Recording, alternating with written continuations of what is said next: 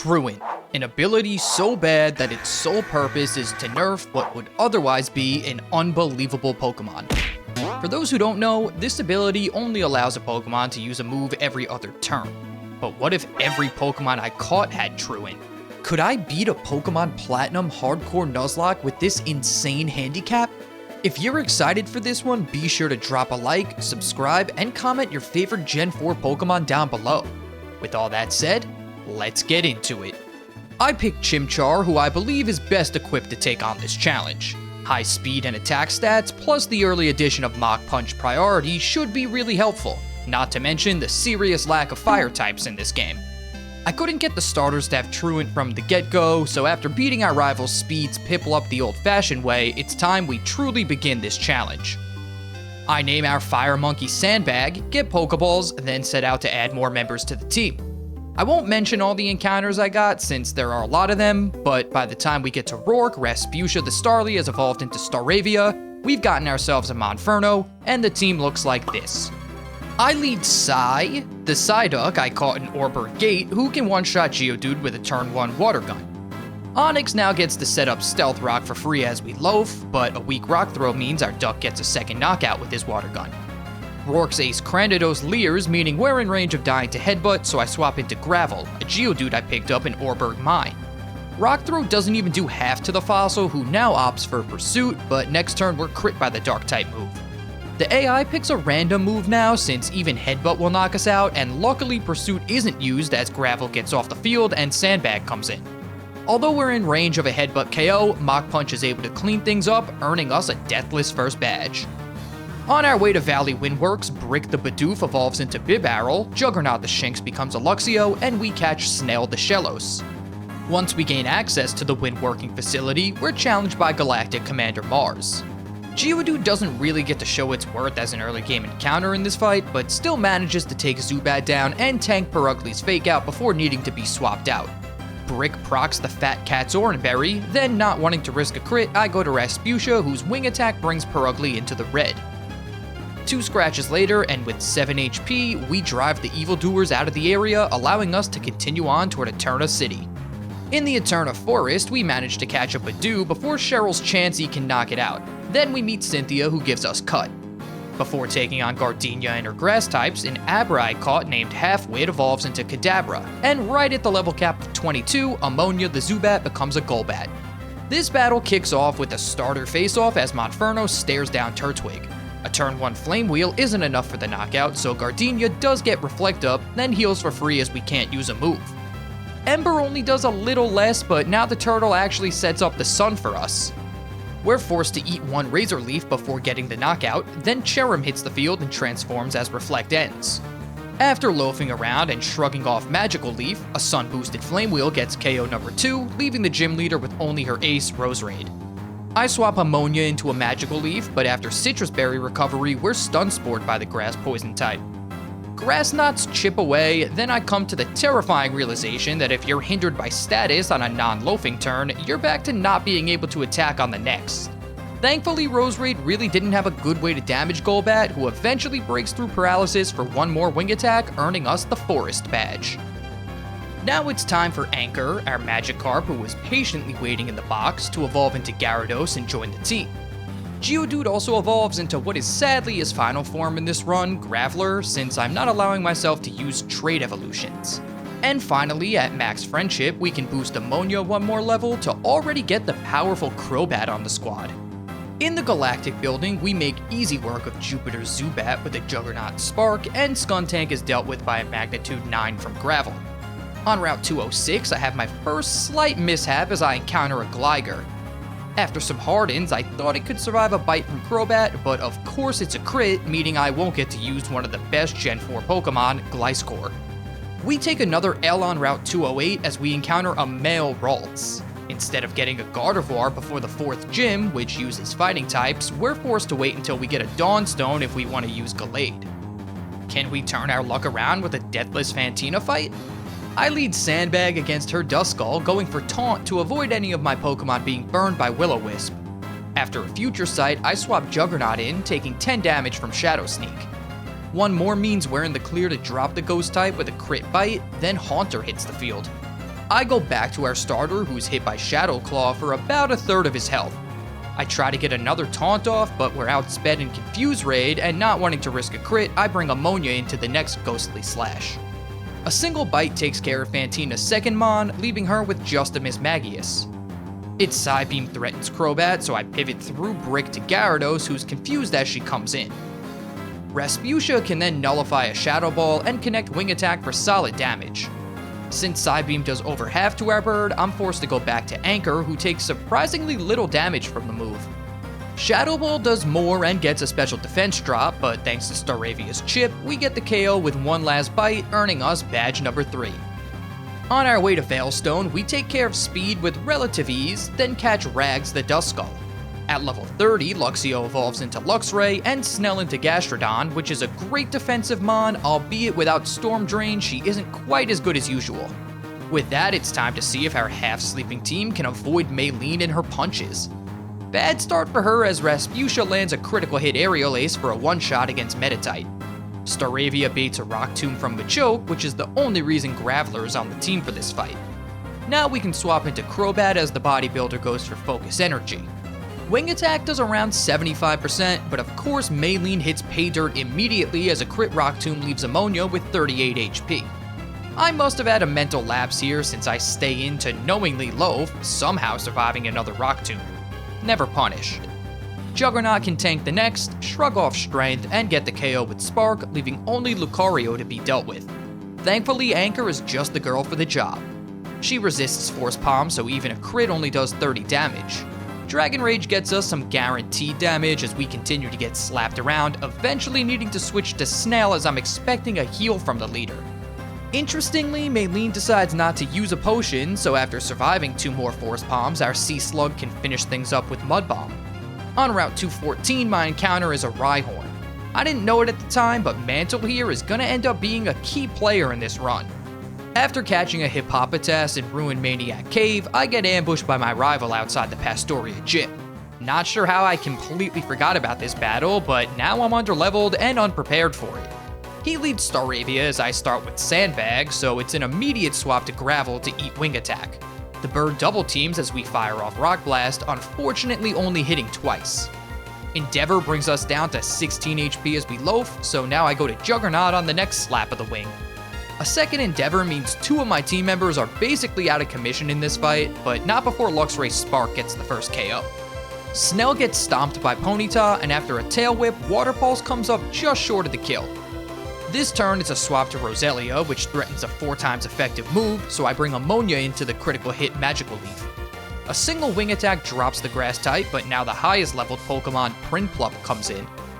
The Penguin's best move against Gyarados is Bubble Beam, so as it chips away at us, we can knock it out with a Dragon Rage, Bite, then 1 more Dragon Rage. Since we loafed around for 3 turns, we're pretty low on health, but Snell can tank Ponyta's last 2 stomps to come out of this battle unscathed with a Water Pulse. Now I finally take the opportunity to evolve Root the Badoo into Roselia. Plus, with the level cap at 37, Sandbag can finally evolve into Infernape, Duskull into Dusclops, Staravia into Staraptor, and Swamp the Hippopotas into Hippowdon. We now find ourselves in the presence of a true man, the seafaring wrestler Crasher Wake.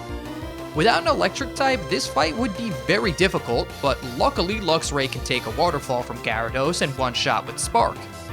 Root can then come in, and although she takes neutral damage from Mudshot, she still outspeeds Quagsire for a Giga Drain KO. Last up is Floatzel, who threatens us with Ice Fang.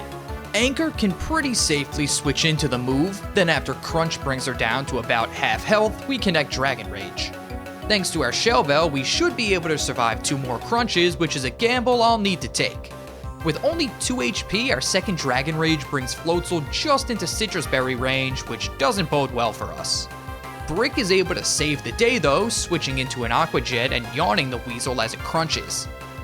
Snell can tank the next one, and after Floatzel falls asleep, our Mud Bomb just isn't enough to finish things. The Luchador then pops a Hyper Potion as I bring Juggernaut back. Although Floatzel wakes up on the next turn and connects Crunch, our single Spark claims another victim as we've earned ourselves the Fen badge. Speed then informs us that a Galactic Grunt is threatening to blow up the Great Marsh, but even saving the day has to be put on hold as I go to Route 212 and catch Whoop the Quagsire. After chasing the grunt off and getting the secret potion from Cynthia, we can clear our path north through the Psyduck on Route 210. This brings us to our first battle against Cyrus in the Celestic Ruins. Sandbag is able to destroy his lead Sneasel with a turn 1 Mach Punch. I switch Luxray in against his Golbat, and after dodging 2 Supersonics, our Spark comes up short of the KO. We paralyze the Fanged Flyer, but since we loafed this turn, the Galactic boss is free to use a Hyper Potion. Another Spark brings Golbat back into the red, but now it lands a Poison Fang, which also poisons us. On our next turn of loafing around, we see a full para, meaning we get the knockout with 50 HP remaining, and Murkrow is all that's left. Graveler comes into Nightshade, which is probably the worst move we could have seen with our low HP stat. After one more puts us in range of dying, we manage to crit our second hit of Rock Blast, giving us the win. With the ability to use Surf, I can take a visit to Fuego Ironworks, where we catch our second electric type, Hard Drive the Magnemite, who can immediately evolve into Magneton. By leveling up in Mount Coronet, Magneton evolves into the Gen 4 powerhouse Magnezone, and with this new addition to the party, we can once again take on speed in Canalave City. From the jump, his Staraptor intimidates Juggernaut and double teams, still taking about 60% from Spark. We barely hang on as a critical hit takedown leaves our electric dog with a measly 5 hit points as he doesn't feel like attacking. I go to Anchor now since I want Magnezone as healthy as possible to deal with Empoleon in the back.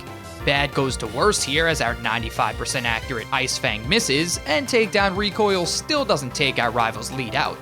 I have no choice but to bring Hard Drive in, who tanks Takedown as Staraptor finally does itself in. With Rapidash on the field, I go to Snell, who's Tail Whipped. She braces herself through Takedown at -1, then can wash the Fire Horse away with a single Surf.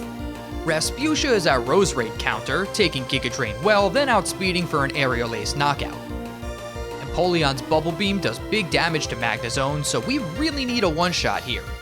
Unfortunately, the Magnet Area Pokemon has a higher special attack than attack, but at the current level only has Spark as its electric type move. Staraptor has just enough gas left in the tank to survive the next Bubble Beam, then outspeed for a close combat knockout, leaving Speed with only his newly added Heracross. Ammonia has been patiently waiting for this moment as she doesn't even take 50% from a crit Night Slash, then rips the Beetle apart with a 4 times effective wing attack. After this fight, I realized that the back half of this challenge will require a lot more in-depth planning, as it's not going to be enough just to have strong Pokemon. In Iron Island, Riley's Lucario goes down early in one of the mandatory double battles, giving us a tall task of a 1v2. Unfortunately, I completely forgot that Curlia learns Magical Leap, and being baited by Gastrodon, I essentially throw Whoop in the garbage on an unadvisable switch-in. Although the Deathless Dream is over, there is a silver lining here. Since every encounter in Iron Island is either a dupe or species clause, we end up with the Riolu from the egg Riley hands us at the end of this gauntlet, which is a pretty fitting name for the Aura Dog. At Max Friendship, a daytime level up evolves our newest member, then I also take the time to evolve our Gym 1 MVP into Golduck. Byron consistently feels like the easiest gym leader in this game, but it's time to see if that still holds true. Snell can quickly dispose of his Magneton with a Mud Bomb after being Metal Sounded, then I switch Golduck into a Sandstorm from his next Pokemon, Steelix. I go back to my Sea Slug on the following turn, but a critical hit Earthquake means we have to switch out again. Golduck is brought too low to survive another Quake, but Swamp is up for the task. Her counter Tremor does just over half to the Steel Snake, so after we survive 2 of the same, Steelix resets Sandstorm and finally goes down. This just leaves Byron with Bastiodon, who isn't exactly known for its special defense. A missed Stone Edge as Gauntlet hits the field means it's open season for the special Aura Sphere to find its target, earning us the 6th Gym Badge. After dealing with Commanders Saturn and Mars at Lake Valor and Verity, we have a long journey ahead through the snow routes.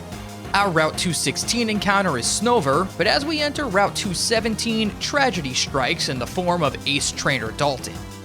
An Electabuzz critical hit on its second Swift, coupled with a missed Mud Bomb, mean that Sandbag needs to switch in to finish the electric type with Mach Punch. Unfortunately, we're paralyzed by static as Magmar hits the field, and 2 of my 4 healthy Mons are weak to fire. I bring Ammonia in, but thanks to hail damage, a second Flamethrower would be enough to knock her out. Infernape can survive 2 hits, but close combat wouldn't kill, and I don't want to lower my special defense, so we Mach Punch to bring it below half. My calcs show that Magnezone should survive 1 flamethrower, but I didn't think about the fact that I still wouldn't outspeed Magmar. Regardless, this next flamethrower crits, meaning whatever came in next was gonna die anyway. Sorry, hard drive. I gravely underestimated Magmar's speed, as I think I'm free to bring Gauntlet in for the kill, but my heart sinks as I see Flamethrower come out first. And we live on 2 HP! Aura Sphere then gets the knockout, meaning Hail won't damage us, and a very wipeable situation is narrowly avoided. But that wasn't the last surprise this snowy hellscape had for me. Enter Ninja Boy Matthew. I swap Infernape into the seemingly safe Juggernaut, who's confused rate on entry. After getting mean looked, I have possibly the worst Nuzlocke luck of all time. We hit ourselves twice and loaf around while being peppered with not very effective air cutters and hail damage. Just when it looks like we'll have one last chance at a spark, Golbat switches over to Poison Fang, dashing my hopes of getting out of this battle with my Luxray. Gastrodon is able to finish things with Surf, but now we've lost our only 2 electric types in back-to-back battles. The encounters to replace the Fallen end up being Sneasel at the Verity Lakefront, which is our first dark type of the run, and a Swinub on 217. I now finally decide to evolve Snooze, the gift Eevee from Veilstone City, into Umbreon, and I teach Infernape Flamethrower over Flame Wheel. I cobble together a fairly interesting Candace team which should get through Deathless if everything plays out as expected, and I get a little lucky. Sandbag leads for a Mach Punch KO into Sneasel, which should bait in Piloswine. So far so good. Now I can bring Rasputia into an Earthquake, then Lucario on a resisted Stone Edge. Aura Sphere one-shots the Stage 1 Mammoth, and now Abomasnow hits the field and sets up Hail. This time the switch is to Rags on a Focus Blast, then back to Gauntlet to tank Woodhammer. Now that we aren't hindered by Truant, Aura Sphere gets another knockout even without the crit. Candace's scariest Pokemon is easily Frostless. Thanks to its Snow Cloak, it'll already be hard to hit, and depending on how many double teams it sets up, there's a chance we never land a hit on the Kimono Dancer. She can't resist going for the KO into Lucario with Psychic, which is why Umbreon is on the squad. A pivot through Snooze to Infernape gives the Nimble Ghost a chance to boost its evasiveness even further. Surprisingly, Candace opts for a second double team as opposed to Psychic, but lucky for us, Sandbag had his glasses on as he nails Frostless with a Flamethrower to one-shot. Had we been hit by a Psychic before landing our attack, I would have had to rely on a combination of Umbreon's Feint Attack and Dusclops' Shadow Punch, both of which can never miss. This strategy, however, would probably have led to Dusclops getting sacked thanks to Stab Shadow Ball from the ace, so things worked out much better this way. At Lake Acuity, I catch Snorunt and immediately evolve her into Glalie. Before taking Cyrus on in the Galactic HQ, I finally pull Mantle out of the box and evolve her into Rhydon. Cyrus's team has had some upgrades since Celestic Town, but things start the same way as Sandbag Mach punches his Sneasel. Graveler shrugs off Air Cutter from Crobat, but gets confused and hits himself on the next turn. I bring Snell into the next Air Cutter, then after a bite, she surfs for just under 50%. Of course, Supersonic is used on my switch back to Gravel, so after one more back and forth, we can finally Rock Blast for the knockout. Mantle is our Honchkrow answer, taking 2 Nightshades before connecting Stone Edge for the one-shot and the win. After picking up this hidden Razor Claw, we can evolve Mr. Freeze into Weavile. Now it's time to take on Mars and Jupiter in a double battle atop Mount Coronet. This fight isn't necessarily easy, but half the struggle is dealing with Speed's terrible Munchlax, so let's just jump ahead to the very challenging Cyrus battle in the Distortion World. Planning for this one took a while, especially since I needed to bring my HM using Barrel to get me back through Mount Coronet, leaving me with only 5 Pokemon to take on this fight. We start things off with Snell, who doesn't mind getting Will-O-Wisp by Houndoom since it just takes 1 Surf to knock it out. Next is the always terrifying Gyarados, and boy would it have been nice to have an electric type right now. At least we have a Leviathan of our own to tank Waterfall as she hits the field. Since Anchor happens to have a timid nature, I know she'll outspeed her counterpart, and after teaching her Thunderbolt by TM, we'll be able to 2-shot our adversary. In case either Ice Fang were forced to take freezes, I equipped Anchor with an Aspire Berry, but it didn't need to be used as our second T-Bolt gets the KO. Just like our last battle, Mantle is responsible for dealing with Honchkrow. We're playing things a little risky with the 80% accurate Stone Edge, but 2 hits of Rock Blast wouldn't be enough to kill, and we drop to a second Psychic. Weavile isn't much of a threat as Sandbag tanks Ice Punch and will always kill with Mach Punch. This just leaves Crobat, who Gravel is here to take care of. We dodge Toxic on entry, but unfortunately miss our first Rock Throw and then get badly poisoned. Air Slash then crits on our Loafing turn, and now things are looking bad. My only out is to bring Mantle back, who has a high chance of surviving 2 attacks but needs to land a second Stone Edge. Well, she comes through huge as with 3 HP left, we watch those pointed rocks fly through the air and fell Cyrus's last Mon. Don't think we're out of the woods, or lifeless dimension yet though. We still have to take on the terrifyingly powerful Origin form Giratina. Anchor kicks things off with an Ice Fang, and I was hoping we'd get lucky with a Flinch or Freeze, but that doesn't happen. After a Dragon Claw, I go to Sandbag, and I hold my breath for no ominous Wind Boost. Still looking good as I can use Shadow Claw, which I taught Infernape between battles, but after Ancient Power, I need to switch again. Mantle comes into a second Ominous Wind. This thing is really fishing for its Omni Boost. I try to use Payback for the knockout, but my biggest fear, Shadow Force, comes into play. If Giratina continues to spam this move, I can't hit it as I'll always be loafing on the turn it's back from the Shadow Realm. Think of this like the typical dig strats that people use to beat Norman Slaking in Emerald, except now I'm Norman. Oh no. Graveler is physically defensive enough to take 1 hit, but now seemingly out of options, I go back to Anchor and pray the ruler of the Distortion World doesn't vanish. Which it obviously does. I use my last healthy Pokemon Snell to tank this Shadow Force, then try Gyarados again. Unfortunately, this turn is no different, so we're forced into our last option to avoid a death, Mantle. I believe the AI chooses a random move now, and we luck out big time as it's Ancient Power on the swap. Even though it's super effective, the move does about half as much as Shadow Force would. Now our timid girl can fire off 1 more Ice Fang to get the kill, narrowly escaping the Distortion World and opening the path to Sunny Shore City. Now I give Root a Shiny Stone, evolving her into Roserade. Then we pick up our Route 222 encounter, Negative the Electabuzz. The only obstacle between us and the Pokemon League is Volkner, but with my elite team of ground types, he should be a non-issue, right? Well, we get off to the worst possible start as Jolteon's Iron Tail gets a defense drop on Snell, who in turn misses Mud Bomb. I go to Snooze to erase the stat drop, then back to Snell as the evolution continues Iron Tailing. Mud Bomb does around 65%, but thanks to a crit and missing another attack at 61 HP, I go back to Umbreon. This was actually a bad move since Snell would still need to survive 2 more Iron Tails, but after the first lowers her defense, Snooze is in it for the long haul. Of course, Jolteon's second Iron Tail into his brother drops defense again as we use Confuse Ray. Now I have to bring Sandbag in, but the Thunderdog hitting itself puts it into Hyper Potion range as we do 50% with Flamethrower. I bring Swamp into an attempted Thunder Wave, then after 1 more Iron Tail, we finally get the first knockout. Raichu is next, but Swamp is our answer as I was planning on having her take 2 hits here anyway. The first Focus Blast misses, and we're still above half health after the second as a single Earthquake brings the Pikachu evolution down. Electivire only has physical moves, so our bulkiest Mon Mantle comes in on Fire Punch.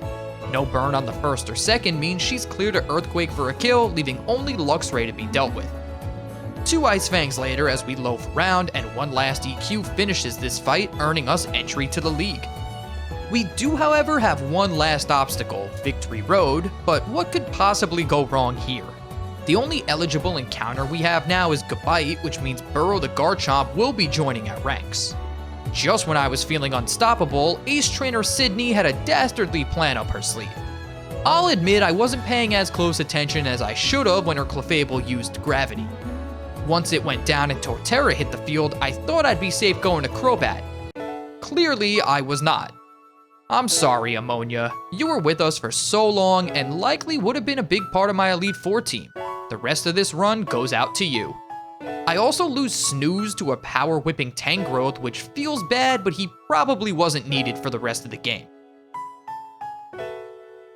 Before entering the Elite Four, there's 1 last battle with our rival, so let's see how this one goes. Anchor kicks things off with an Ice Fang at -1 attack thanks to Staraptor's Intimidate, who retaliates with Aerial Ace.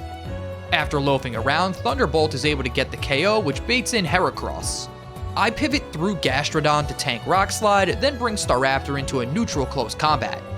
Rasputia outspeeds for an Aerial Ace knockout, and as Rapidash comes in, it's back to Snell, who dodges Fire Blast. Bounce spells trouble as Rapidash is landing on our Truant turns, also paralyzing us with its first. I bring Gyarados in as the horse misses, but still being outsped, I double swap to get Gyarados in position for an Aqua Tail kill. Lucario comes in on Snorlax's Crunch, pummeling the big fella with a close combat. Against Empoleon, I go to Negative, who takes just under half his health from Brine. Thunderbolt unfortunately comes up just short of the one-shot, and naturally I couldn't let any electric type survive in this run. Sandbag can clean his old friend up with Mach Punch, leaving Speed with only a Roserade. I take a turn of loafing, allowing our rival to fire off a free Shadow Ball, but then a single Flamethrower takes the grass type down, sending our buddy packing. Elite Four prep was a pretty grueling task in this challenge, with the main pain points being Bertha's bulky ground types, Lucian's psychic type team, and of course, Cynthia. After a lot of team building trial and error, here's what I came up with. I know, no Infernape or Lucario, and a first time appearance from Mr. Freeze the Weavile? I must be crazy. This was the only team comp I could piece together that has a chance at this thing, so let's just jump into it. Aaron leads with the N-Mega as I send out Burrow. We outspeed and connect Stone Edge for the one-shot, bringing out the Ace Drapion. On the Ice Fang, I pivot through Mr. Freeze to Rhydon, who eats X-Scissor like it's nothing. After an Ice Fang flinch, I double swap to avoid taking extra damage, then an Earth Plate boosted Earthquake gets the kill. I expected Scizor to go for Iron Head, but I guess X-Scissor also killed. Either way, Anchor resists the move and actually crits an Aqua Tail for the one-shot. She would have had to tank 2 Night Slashes had she not gotten the Oko, but we would have seen the same result. Vespiquen will always Power Gem here, so Burrow can take basically no damage and land another Stone Edge. Last is Heracross, and just like the previous rival battle, Rasputia lives through close combat and finishes things with an Aerial Ace. Also, before anyone says anything about playing around crits, that won't be possible here. Now it's time to take on Bertha. Anchor does big damage to her lead Whiscash with Aqua Tail, but more importantly, keeps it out of healing range as it Zen Headbutts. Sandstorm goes up on our Truant turn, then we connect one more slap of our watery appendage for the KO. Golem will always Thunder Punch here, so Snell can come in and negate the move, then outspeed to erode the rock monster with Surf. Gliscor should always Earthquake, so it's a free switch to Rasputia, then back to Snell on the Thunder Fang, saving a turn of loafing before eating an Earthquake and getting another Surf KO. Now it's time for the Pokemon I was most afraid of on this team, Hippowdon. Step 1 is to go back to Rasputia on an Earthquake. Then we bring Burrow into the guaranteed Stone Edge. Now we Earthquake for around 40%, but after taking 78 damage, another one from the Hippo is a roll to kill us. Staraptor always comes back on this Earthquake, then we need to U-turn out to Snell. Another swap to our bird, and now Hippowdon is in Brave Bird range, leaving Bertha with only Rhyperior. Mantle's mom will either use Avalanche or Rock Wrecker here. I bring Rhydon in hoping for the latter, but of course it's Avalanche. Regardless, I can bring Anchor into a guaranteed Earthquake, then finish this battle with an Aqua Tail. 2 down, 3 to go. Flint's team of fire types really doesn't scare me as I send Anchor in against his Houndoom. I taught Waterfall over Dragon Dance before this fight for a 100% accurate knockout on the lead before it could set up Sunny Day. Infernape will always go for Thunder Punch, so Gastrodon comes in to nullify it. After a relatively weak Earthquake, we get KO number 2 with Surf, bringing out Rapidash.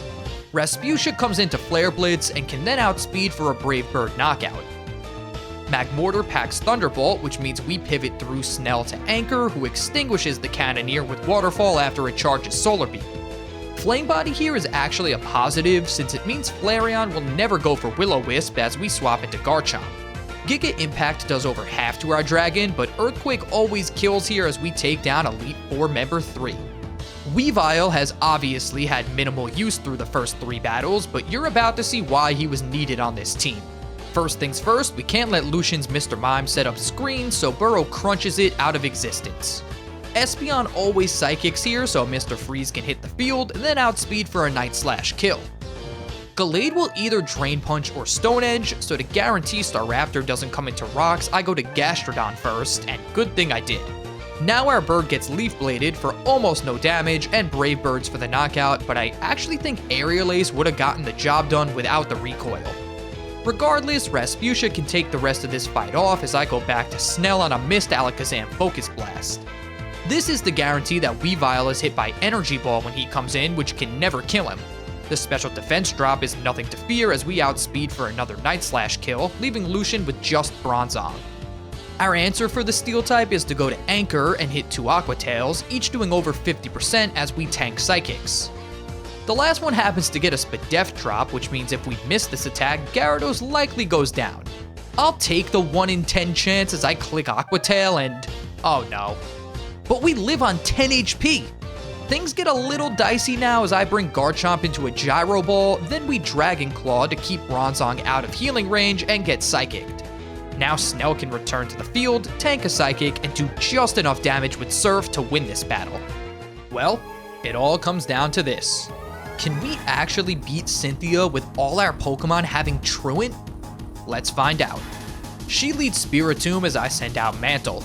A turn 1 Shadow Ball does about half our health and gets a Spadef drop, but that won't matter since I plan on sacking Rhydon after this Earthquake. I didn't account for a switch into Togekiss here, which really throws things off. I decide to hang on to Mantle for now as I go to Snell, who's Air Slashed for solid damage. We need to connect a Rock Slide here, but of course the champ gets an absolutely massive flinch on her next attack. Now panic sets in. I decide to make the Mantle sack here, actually being hit by a crit Air Slash from Togekiss to do it in 1 attack. With a mid-roll, Gastrodon should survive on 1 HP, but Togekiss got at least a moderately high one as now things look bleak. Something else is gonna have to do damage and die to this flying menace, and I decide it's Rasputia. Close combat does about 40% as she's shockwaved into the ground, but now Weavile can finally do his thing. I click Avalanche and... I was outsped? I'm an absolute clown who forgot that Avalanche is -4 priority when I planned this battle. Obviously, taking this Togekiss out hinged on Weavile outspeeding for an Ice-type move, so now I don't see how we win this. What's even worse is that Garchomp outspeeds for a Stone Edge kill, so Weavile didn't even need to die yet. Cynthia's own Garchomp, however, spells the end for us as it outspeeds ours for a Dragon Rush kill. Gyarados is able to survive 1 hit from the Land Shark, but its Citrus Berry means a second Ice Fang probably doesn't kill. Of course it misses on our Loafing turn, then 1 last Dragon Rush ruins our dreams of becoming champion. In order to prove to myself, and I guess all of you, that I had an appropriate plan to win, I actually redid the entire league with the same team, only difference being Weavile having Ice Punch instead of Avalanche this time. I made it back to Cynthia deathless, so let's find out if I actually could have done this. Things start the same way. Spiritomb even gets the Spadef drop on Mantle again. I play this without using prior knowledge, so again, Togekiss comes in for free. This time I decide the correct play is actually letting Rhydon go down to a Water Pulse, then I bring Snell in for free. We avoid the Air Slash flinch, and by not having Gastrodon take damage on the switch in, she would have had a second opportunity to connect Rock Slide even if she was flinched. I still need to sack her here, which feels pretty bad, but now we see Mr. Freeze's Ice Punch do what I thought Avalanche would. Against Lucario, it's a simple switch to Burrow on Stone Edge, then an Earthquake to kill. I then sack my Garchomp to hers, allowing Ice Punch to claim yet another victim. Spiritomb always silver wins against Mr. Freeze, so I can go to Rasputia to tank it and kill with Aerial Ace. Gyarados is our Milotic answer, unfortunately being crit on entry by Ice Beam. What makes matters worse is that Thunderbolt paralyzes the Sea Snake, activating Marvel Scale, giving it a 50% defense buff. I also didn't anticipate Miracle being used to kill Anchor, so now it's a 2v2. I take a breath and find the solution. First, we U-turn with Staraptor so that Weavile tanks the incoming Ice Beam, but Milotic gets fully paralyzed anyway. Then it's back to our bird who can just survive Surf on the following turn. Now in Brave Bird range, we can take Milotic out, and it's actually a good thing that Staraptor dies to recoil. In a 1v1 against Rose Raid, our late addition to the squad can use his Freezing Fist one last time to claim victory. It really is bittersweet the way this one ended. Of course, it's totally on me for not realizing that Avalanche had negative priority, but I was happy to see that I actually did come up with a viable plan for beating this challenge. If you enjoyed this video, be sure to smash that like button and subscribe so you don't miss out on the next one. I would love to do this challenge again in another region, but maybe after a little time away from Truant. Thanks so much for watching, and I'll see you next time.